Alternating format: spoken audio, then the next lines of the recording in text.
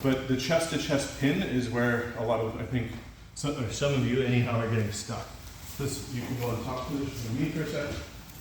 So again, I want to avoid big, huge explosive movements generally. But if he's being maybe lazy and he misses and I have a nice frame here, this is a good position for me to use a bit of power. It doesn't have to be a crazy movement. But if I catch this amount of space, even just a little movement here, then I want to occupy space immediately. Last time we did the ghost, so we were kind of assuming that we were really pinned, right? Chest to chest was really tight, and I had to go through, right, on here. Still needed a little bit of space because if I just try and turn here, I just can't go. So I put my other hand here, I moved him up, and then I was rotating under this way. Right? So eliminating the chest to chest pin is going to start with a little bit of lower body generation here, elbows coming in, framing and turning in, okay? That's the most important thing. If he's super tight here and I can't get this in at all, I can't even get here, what I'll typically do is I'll pin my elbow as high as I can and I'll curl my shoulder in and get this in front. Even if I have to make a fist just so that my fingers don't get caught, grind in, I'll go in front of his chin and I'll get here. Okay, then I'm going to use this elbow frame. I'm going to do this walk again. So I'm like this, walking away, small bridge, and then my whole body with a shrimp just goes here.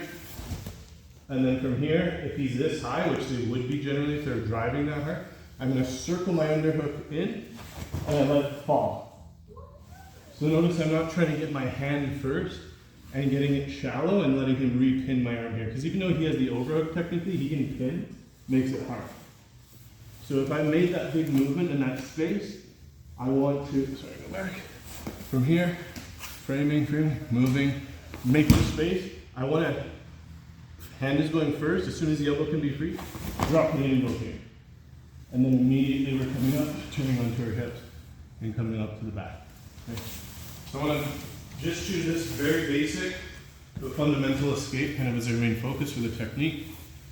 With all those other points in mind, right? It's all coming from chest to chest. That's how good pinning works. Chest to chest with inside control for the upper body. If he gets his knees nice and tight too, this is very hard to escape, right? If I can't move at all, it's going to be hard to get going. So even if you need to move a little bit, I'm going to move this way. Move using my back muscle. So if your arm is stuck and you can't do this, the temptation is trying to like strong arm it out, like use more arm. What you want to do is make space, and you want to actually do like a row almost with the arms do this way back.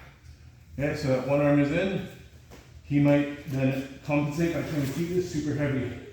So then if I can't get in here, I'll have to bring my elbow and I'll roll it in.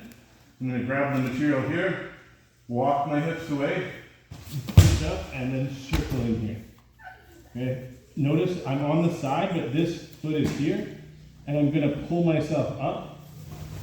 So, rather than do all that work, and if I just go flat hips here like this, if he just steps over for mount, this is really bad, right? My arm's up here, there's all sorts of attacks. So if I do all that work to get him here and his weight is forward, I immediately turn my hips down, and I'm coming up. Okay, so let's focus on that. Make sure the details are there, so really tight. The uke, the top person, has to make sure they're doing things properly or else you won't feel the pressure. So obviously let them work a little bit, but give them like 25% pressure so they can try.